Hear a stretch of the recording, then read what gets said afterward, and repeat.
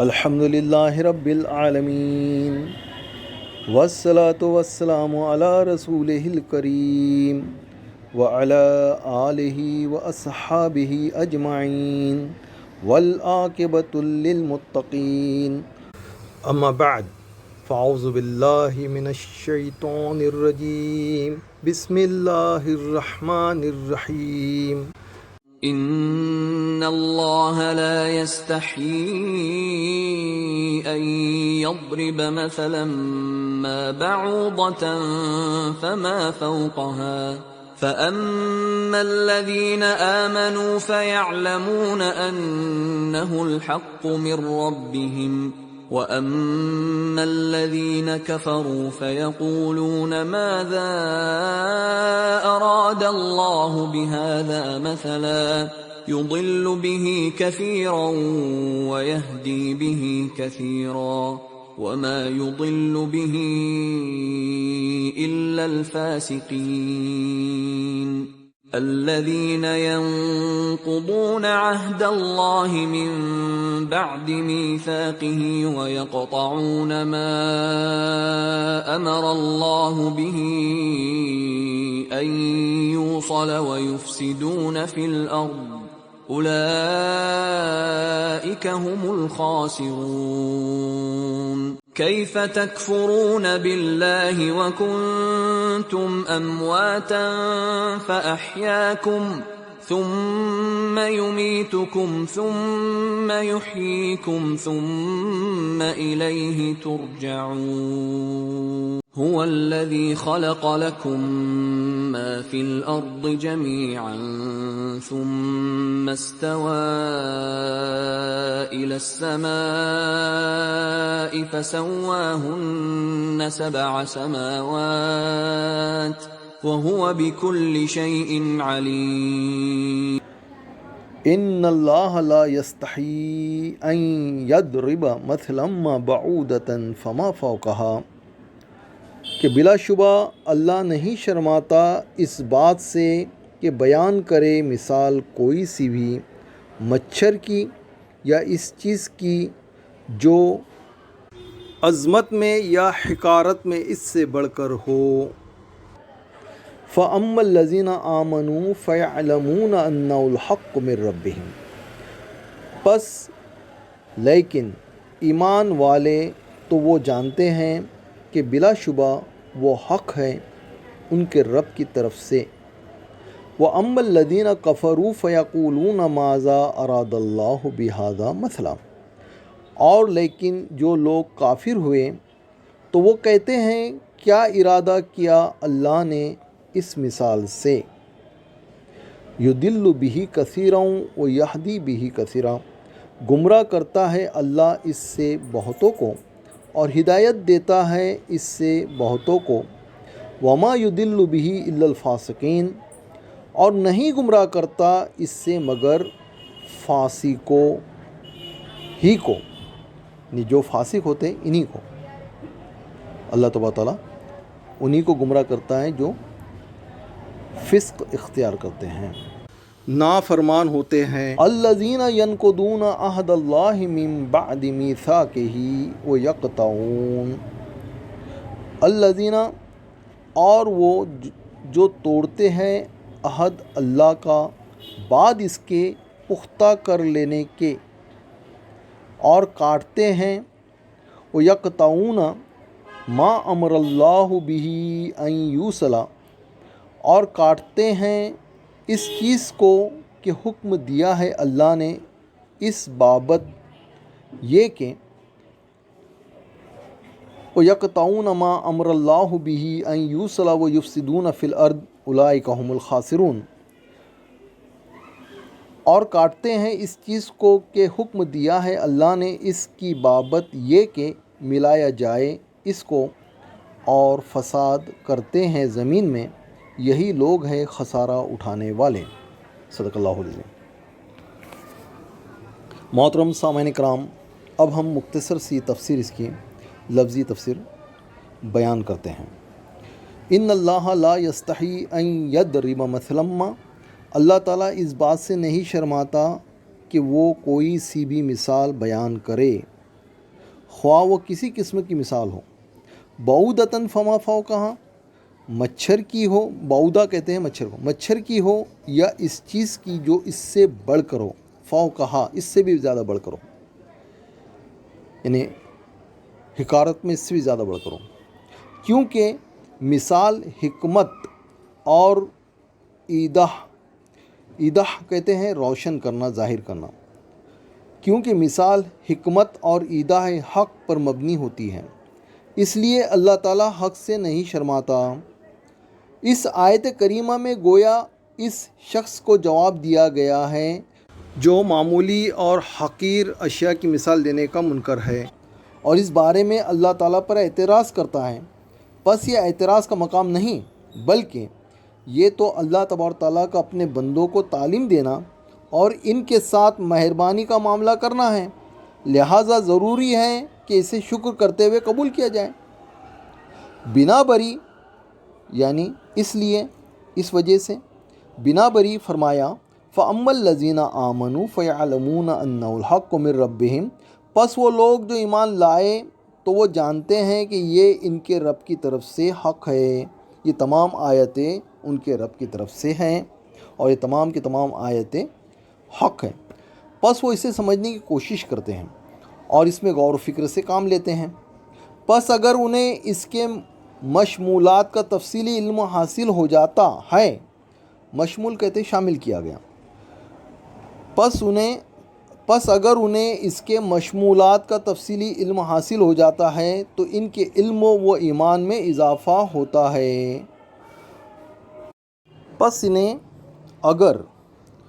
پس اگر انہیں اس کے مشمولات کا تفصیلی علم حاصل ہو جاتا ہے تو ان کے علم و ایمان میں اضافہ ہوتا ہے، ورنہ انہیں معلوم ہے کہ یہ حق ہے اور حق باتوں پر ہی مشتمل ہے، قرآن پاک کی تمام آیتیں،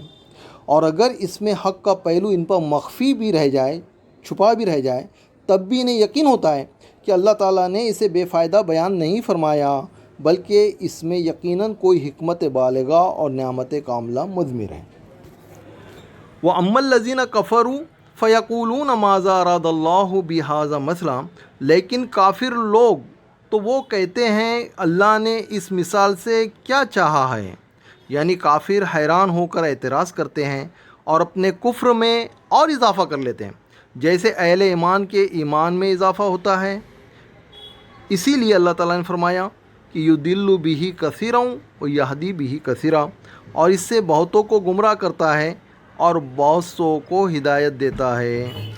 پس آیت قرآن کے نزول کے وقت یہ اہل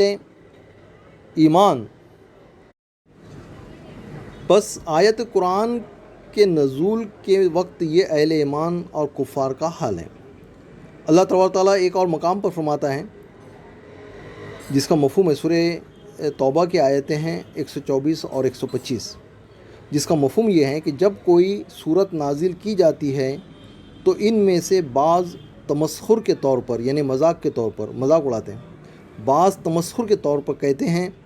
اس صورت نے کس کا ایمان زیادہ کیا ہے۔ یہ اس وقت کے کفار کا یہ مشغلہ تھا کہ وہ اس طرح سے مذاق اڑایا کرتے تھے۔ تو اس صورت نے کس کا ایمان زیادہ کیا ہے؟ جو لوگ ایمان لائے ان کا ایمان تو اس صورت نے زیادہ کیا اور وہ خوش ہوتے ہیں، اور جن کے دلوں میں نفاق کی بیماری ہے تو اس صورت نے ان کی گندگی میں گندگی کو اور زیادہ کر دیا اور وہ کفر کی حالت ہی میں مر گئے۔ پس بندوں پر قرآنی آیات کے نزول سے بڑھ کر اور کوئی نعمت نہیں۔ یعنی دیکھیے دوستوں کہ قرآن پاک کی آیات یہ نعمت ہے بہت بڑی، اللہ تبارک تعالیٰ اس میں یہی فرما رہا ہے، اور جن لوگوں کے دلوں میں ایمان ہوتا ہے تو وہ خوش ہوتے ہیں کہ یہ تمام آیتیں ہمارے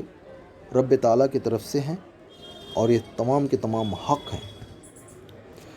اس کے باوجود یہ قرآنی آیات کچھ لوگوں کے لیے آزمائش، حیرت،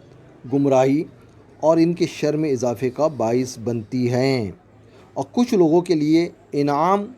رحمت اور ان کی بھلائیوں میں اضافے کا سبب بنتی ہیں۔ پاک ہے وہ ذات جس نے اپنے بندوں کے درمیان تفاوت قائم کیا، یہ فرق قائم کیا۔ صرف وہی ہے جو ہدایت سے نوازتا ہے اور وہی ہے جو گمراہ کرتا ہے۔ اس کے بعد اللہ تعالیٰ نے اس عدل و حکمت کا ذکر کیا ہے جو اس شخص کی گمراہی میں کارفرما ہوتی ہے جسے وہ گمراہ کرتا ہے۔ وما یضل بہ الا الفاسقین، یعنی وہ صرف انہی لوگوں کو گمراہ کرتا ہے جو اللہ تعالیٰ کی اطاعت سے باہر ہے۔ دیکھیے یہ سنت اللہ ہے، اللہ تعالیٰ کی سنت ہے کہ اللہ تبارک تعالیٰ صرف انہی کو گمراہ کرتا ہے جو اطاعت الہی سے بہانے تراش کر نکل جاتے ہیں۔ ہم نے پہلے دیکھا کہ جیسے ہم نے سورہ بقرہ شروع کیا تو پہلے متقین کا بیان آیا، پھر کٹے کافروں کا بیان آیا، پھر اس کے بعد میں جو ہے تو وہ منافقین کا ذکر آیا، توحید کے متعلق آیتیں آئی، پھر اس کے بعد میں جو ہے تو رسالت کے متعلق آیتیں آئی، اس کے بعد میں جہنم کا ذکر آیا، پھر جنت کا ذکر آیا، اور اب جو ہے تو یہاں پر ان فاسقین کے بارے میں بات ہو رہی ہے جو کہ فسق کی بیماری ان کے دلوں میں تھی، مرض تھا یہ، اور اللہ تعالیٰ انہی کو گمراہ کرتا ہے جو کہ اس مرض میں مبتلا ہوتے ہیں، جو اللہ تعالیٰ کی اطاعت سے باہر ہیں، جو اللہ تعالیٰ کے رسولوں سے عناد یعنی دشمنی رکھتے ہیں۔ فسق و فجور ان کا وصف بن گیا ہے اور وہ اس وصف کو بدلنا نہیں چاہتے، پس اللہ تعالیٰ کی حکمت کا یہ تقاضا ہوا کہ وہ ان کو گمراہی میں مبتلا کرے، کیونکہ ان میں ہدایت کو قبول کرنے کی صلاحیت ہی نہیں، جیسے اس کی حکمت اور اس کے فضل اس شخص کی ہدایت کا تقاضا کرتے ہیں جو ایمان سے متصف اور اعمال صالح سے مزین ہو۔ ہمیشہ ایمان یہ سب سے بڑی دولت، اور اس کے ساتھ میں اعمال صالح یعنی اچھے اعمال زندگی میں کرتے رہنا، یہ تم کو یہ دو چیزیں جو ہے وہ کامیابی کی طرف لے جاتی ہیں۔ فسق یعنی بہانے تراش کر نافرمانی، اللہ اور اس کے رسول کی نافرمانی کرنا، اس کو فسق کہتے ہیں، اسی سے بنا فاسق یعنی جو فسق کرنے والا۔ فسق کی دو اقسام ہیں، ایک قسم وہ ہے جو انسان کو دائرہ اسلام ہی سے خارج کر دیتی ہے، یہ فسق ہوا، اور فسق کی یہ قسم ایمان سے خارج ہونے کا تقاضا کرتی ہے، جیسا کہ اس آیت میں اور اس قسم کی دیگر آیات میں ذکر کیا گیا ہے۔ لیکن فسق کی دوسری قسم بھی ہیں، وہ ہیں جو انسان کو دائرہ ایمان سے خارج نہیں کرتی، جیسا کہ اس آیت کریمہ میں وارد ہوا ہے۔ وہ آیت کریمہ کون سی ہے؟ سورہ حجرات کی آیت ہے کہ اے ایمان والو، اگر تمہارے پاس کوئی فاسق کوئی خبر لے آئے تو اچھی طرح تحقیق کر لیا کرو۔ یہ دوسرے قسم کا فاسق ہے، اس کے متعلق بات ہو رہی ہے کہ یہ ایمان سے دائرہ اسلام سے خارج نہیں۔ پھر اللہ تعالیٰ نے فاسقوں کا وصف بیان کیا، فرمایا الذین ینقضون عہد اللہ من بعد میثاقہ، وہ جو اللہ کے عہد کو اس کو پختہ کرنے کے بعد توڑ دیتے ہیں۔ عہد کا لفظ عام ہے، اس سے مراد وہ عہد بھی ہے جو ان کے اور ان کے رب کے درمیان ہے، یعنی وہ پہلا عہد جب تمام انسانوں سے لیا گیا، اللہ تعالیٰ نے ان سے کہا کیا میں تمہارا رب نہیں ہوں؟ سب نے کہا کیوں نہیں، بلا کیوں نہیں۔ تو یہ عہد جو ہے اللہ تبارک تعالیٰ نے تمام عالم ارواح میں اللہ تعالیٰ نے لیا۔ تو اللہ نے عہد کے پورا کرنے کی سخت تاکید فرمائی ہے۔ کافر ان عہدوں کی پرواہ نہیں کرتے، بلکہ وہ ان معاہدوں کا بھی پاس نہیں کرتے جو ان کے درمیان آپس میں ہوتے ہیں۔ وَيَقْطَعُونَ مَا أَمَرَ اللَّهُ بِهِ أَن يُوصَلَ، اور اس چیز کو قطع کرنا یعنی توڑ دینا، ٹکڑے ٹکڑے کر دینا، اور اس چیز کو قطع کرتے ہیں جس کے ملانے کا اللہ نے حکم دیا ہے۔ اس میں بہت سی چیزیں داخل ہیں۔ نمبر ایک، اللہ نے ہمیں حکم دیا کہ ہم اس تعلق کو جوڑیں جو ہمارے اور اللہ کے درمیان ہیں۔ اس کی صورت یہ ہے کہ ہم اللہ تعالیٰ پر ایمان لائیں اور اس کی عبادت کریں۔ نمبر دو، ہمارے اور اس کے رسول کے درمیان جو تعلق ہے اسے قائم کرے، یعنی اس پر ایمان لائے، اس سے محبت رکھے، اس کی مدد کرے اور اس کے تمام حقوق ادا کریں، رسول کی مکمل اطاعت کریں۔ نمبر تین، وہ تعلق ہے جو ہمارے اور ہمارے والدین، عزیز و قریب، دوست و احباب اور تمام مخلوق کے درمیان ہیں، ان سب کے حقوق کی ادائیگی بھی اس تعلق کے جوڑنے میں شامل ہے جس کا حکم ہمیں اللہ تعالیٰ نے دیا ہے۔ اولئک یعنی یہی لوگ جو اس صفت سے متصف ہیں، ہم الخاسرون دنیا و آخرت میں خسارے میں پڑنے والے ہیں۔ خسارے کو ان فاسقین یعنی ان فسق کرنے والوں یعنی ان نافرمان لوگوں میں اس لیے محصور و محدود رکھا کیونکہ ان کا خسارہ ان کے تمام احوال میں عام ہے۔ ان کے نصیب میں کسی قسم کا کوئی نفع نہیں، کیونکہ ہر نیک کام کے مقبول ہونے کے لیے ایمان شرط ہے، جیسے میں نے بتایا آپ کو پہلے بھی۔ پس جو ایمان سے محروم ہیں اس کے عمل کا کوئی وزن اور اعتبار نہیں، یہ خسارہ بہت بڑا خسارہ ہے۔ رہا وہ خسارہ جو کبھی کفر ہوتا ہے، کبھی گناہ اور معصیت کے زمرے میں، اور کبھی مستحب امور کو ترک کرنے کی کوتاہی کے زمرے میں آتا ہے، تو وہ اللہ تعالیٰ کے اس فرمان میں مذکور ہے کہ ان الانسان لفی خسر، سورہ عصر کی آیت ہے کہ ان الانسان لفی خسر، کہ بے شک انسان ضرور گھاٹے میں ہے۔ اس خسارے میں تمام انسان داخل ہے سوائے ان لوگوں کے جو ایمان اور عمل صالح کی صفات، ایک دوسرے کو حق کی وصیت کرنے اور ایک دوسرے کو صبر کی تلقین کرنے کی خوبیوں سے متصف ہے۔ نیز بھلائی سے محرومی کی حقیقت سے بھی وہ آشنا ہوتے ہیں جس کو بندہ حاصل کرنے کے در پہ ہوتا ہے اور اس کا حصول اس کے امکان میں ہوتا ہے۔ کیف تکفرون باللہ وکنتم امواتا فاحیاکم، کیسے کفر کرتے ہو تم ساتھ اللہ کے حالانکہ تھے تم مردہ، پس زندہ کیا اس نے تمہیں۔ ثم یمیتکم ثم یحییکم ثم الیہ ترجعون، تمہیں پھر وہی موت دے گا تمہیں، پھر وہی زندہ کرے گا تمہیں، پھر اسی کی طرف تم لوٹائے جاؤ گے۔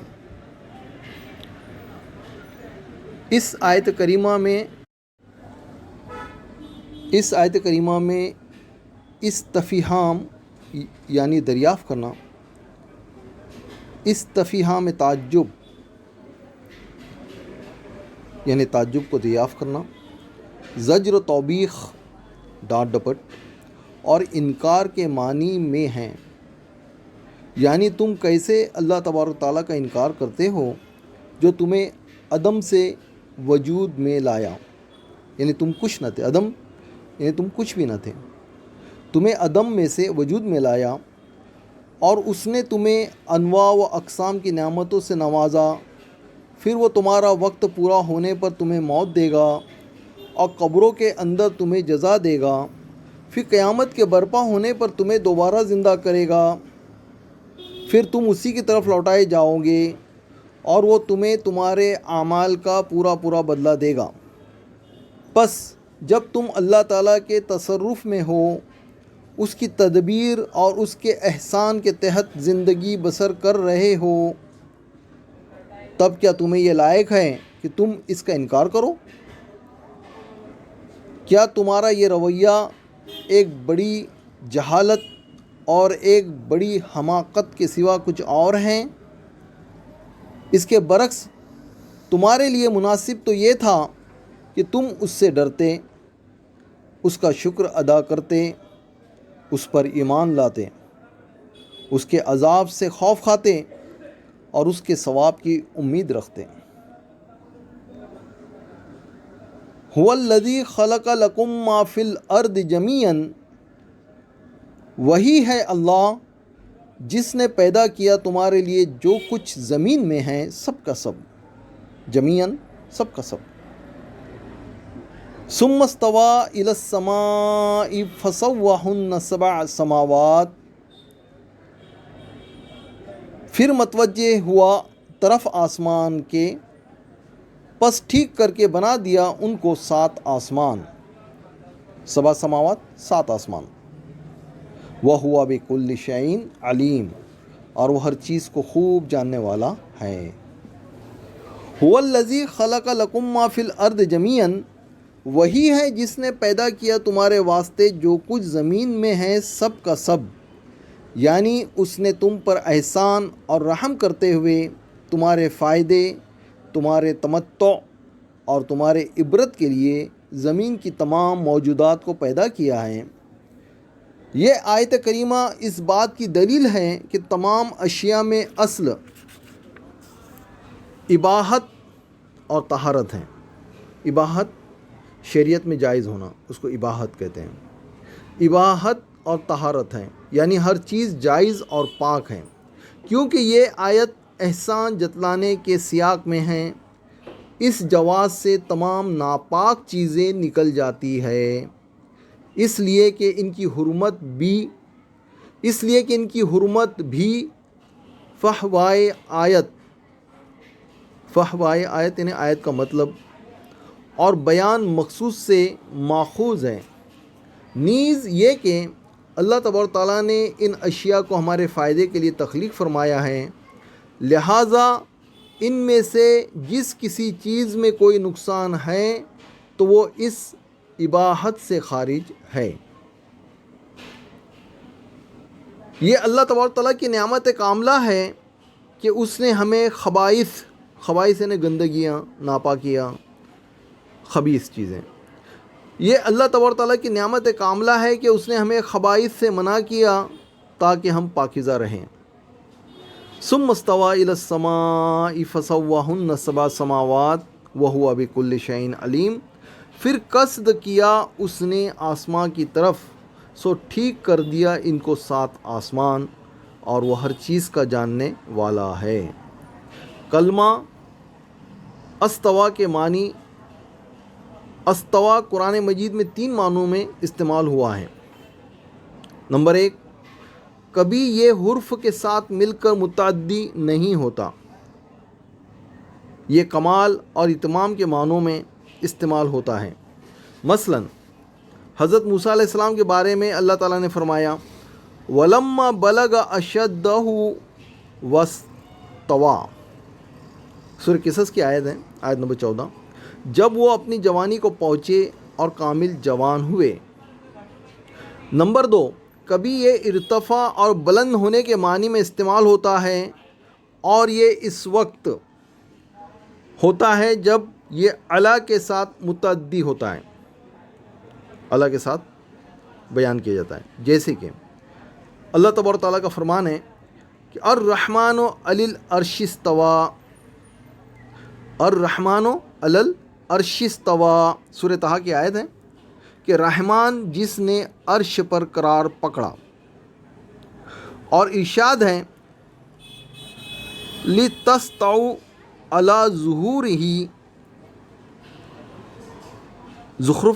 سورہ زخرف کی آیت ہے، آیت نمبر 13، تاکہ تم اس کی پیٹھ پر قرار پکڑو۔ نمبر 3، اور کبھی یہ قصد کرنے کے معنی میں استعمال ہوتا ہے، اس وقت یہ